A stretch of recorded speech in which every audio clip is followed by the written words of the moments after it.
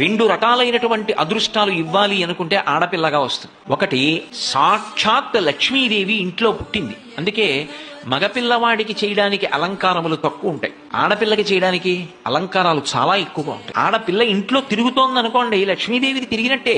ఒకటి, ఆ పిల్ల పుట్టిన వేళ, ఆ పిల్ల తిరిగిన వేళ సాక్షాత్ లక్ష్మీదేవి ఇంటికి వచ్చిందని గుర్తు. రెండు, ఆడపిల్ల పుట్టింది అంటే ఆ పిల్లని ఎక్కడికి చేరుస్తున్నారు? ఎవరో ఓ పేరున్న వాడికి కాదు ఇస్తున్నది, సాక్షాత్ నారాయణ స్వరూపాయ వరాయ.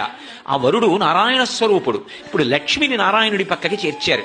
ఆ చేర్చిన కారణం చేత ఏమైంది? 10 తరాలు తర్వాత వచ్చేవి, 10 తరాలు నా ముందున్నవి, నేను ఒక తరం, 21 తరాలు ఉద్ధరింపబడ్డారు, ఉన్నత లోకాలకి వెళ్ళారు. ఏది మగపిల్లవాడి విషయంలో చూపించండి అలా ప్రమాణం. అలా చేయగలడా? సాధ్యం కాదు. అమ్మవారు అనుగ్రహిస్తే ఆ తల్లి వీళ్ళని నేను విశేషమైనటువంటి ఫలితము చేత సత్కరించాలనుకుంటున్నాను అనుకుంటే ఆడపిల్లగా వస్తుంది.